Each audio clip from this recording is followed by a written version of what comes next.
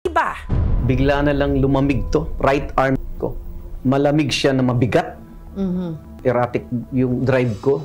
Ano to? Sabi ko ganon. Hindi ko na matapakan yung brake and gas. Tumatagos yung paa ko. Sabi ko, hindi ko gusto tong nangyayari. So, text ko si Ina. Naku, iba-ibang letra na yung nasa cellphone. Hindi na makabuo ng salita. Oo.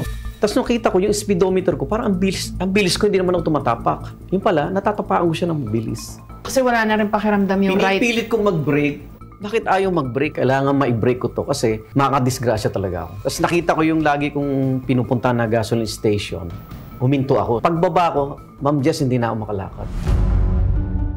Nanginginig na siya. Tapos lutang na siya. So, para makarating ako sa restroom, kapit ako sa pintuan, tapos may mga railings doon, kapit ako, bakal, ganyan. Pero hindi ka pa rin humingi ng tulong, ha? Hindi pa. Sabi ko, baka pag naihi ko to, may na-release sa katawan ko, mabawasan siya. Nakaihi na ako. Ang next na ginawa ko is tinignan ko yung sarili ko sa salamin. Tinignan ko yung tabingi mukha ko. Kasi ang nasa isip ko, either stroke o heart attack. Sa puntong yon, mas lumala pa raw ang pamamanhid ng kanyang braso't binti. Gayunman, nagawa pa rin niyang magmaneho at isinugod ang sarili sa ospital. Basta tinabi ko lang sa akin ko. Tapos sumenyas lang ako sa gwardiya. Tapos nakita ko yung doktor sa labas. Sabi ko, Dok, patulong po. O, Igan, bakit? Manhid po yung kanang ko. Inasikaso na nila ako para makahiga agad. May tinurok na sa akin dito para makuhanan akong dugo. Tapos ano lang ako, blank stare. Sabi ko, ano itong nangyayari sa akin? Sabi ko, wala naman sanang malala. Maya dumating na yung mga resident nurse tsaka yung doktor sa ER. Sabi niya, Sir, ang BP niyo po is 220/120. Ang taas nun, ha? 220. Mataas yun. Nag-stick ang mind ko sa 120/80 kasi ito yung magpapacheck ako, yun ang lumilitaw. Kaya tiwala ako na yun ang BP ko. Ito matindi. Ang sugar ko raw is 270.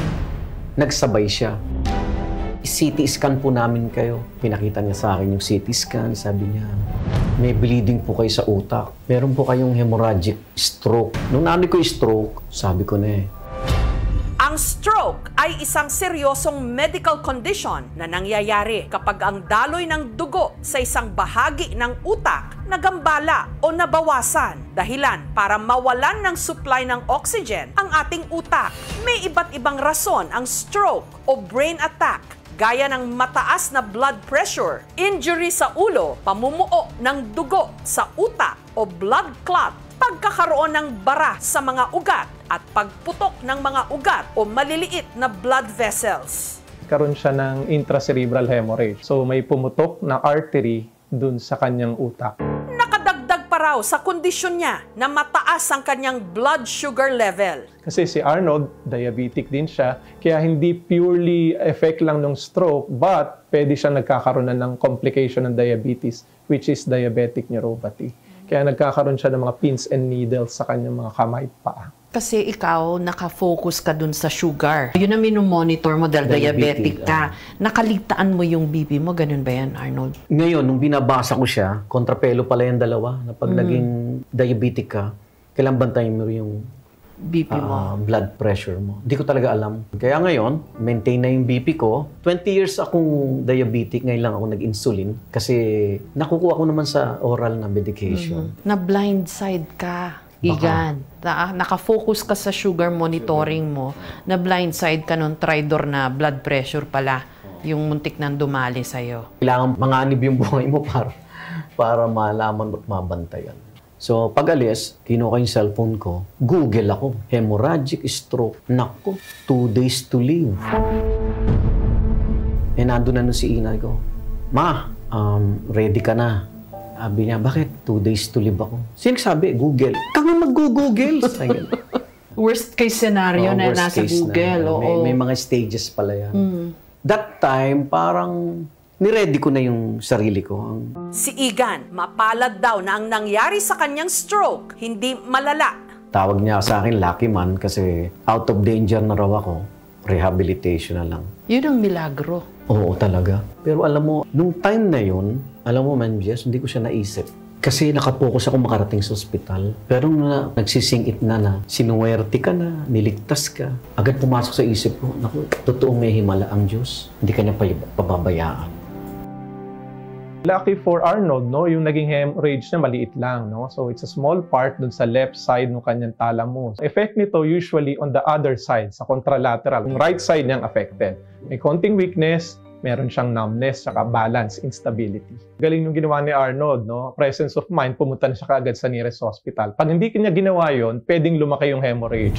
Usually dyan sa gilid na yan. Ito sir, Meron yan. Ang naapektuhan yung movement mo. Yes, mabagal ako ngayong maglakad, kaya may suporta ako. Pati paghawak pala nito, mali ako eh. Kinakanan ko siya kasi sabi ko, ito yung weak point ko, di ba? So sa kanan ko siya ilalagay. Mali. Kasi bibitaw yung weak nga eh. So dapat pala ang hawak ko kaliwa. Yung stronger. Oo, sabi ko, pasensya na, ngayon lang ako umawak nito eh. Ang hawak ko pattern ngayon, iba na, ang dami pang direksyon, no? Buti nagagawa mo pang tawanan yung mga pinagdadaanan sikreto mo. ko. Kasi natural ka namang kumikero eh. It's Ngayon, my way to, para makuha attention. Yan. Mas madaling magpatawa eh. Sa akin, naniniwala ko, pag tumawa ka, nawawala yung mga lason sa katawan mo, nalulusaw. Kaya sabi ko, pagbalik nyo, umanda kayo sa got ko. Si Igan, inobserbahan sa ospital sa loob ng 3 araw. habang nakahiga ka sa hospital bed, wala kang mga pagtatalo sa isip mo. Wala kang may mga nagsa-struggle. Blanco talaga. Paano nangyari to? Dahil, sabi nga sa'yo, hindi ako lasinggero, hindi ako naninigarilyo. Kaya sabi ko, trader, walang pinipili. Kaya, Hindi ka naman stress, di ba? enjoy life nga ako. Nanalo pa nga ako that day. So, ang saya-saya ko. So ano kayang formula? No? Minsan, Saya ko. wala kang, di mo na maisip eh. Formula is Sinasabi to niya. continue to love and forgive. Para mangyari man to biglaan, you're ready. Life is a blessing. Mas lalo ko naramdaman yun. Diba? So, huwag natin sayangin. Gawing worth it yung life na yan. 5 araw bago lusubin ang Abu Sayyaf, ang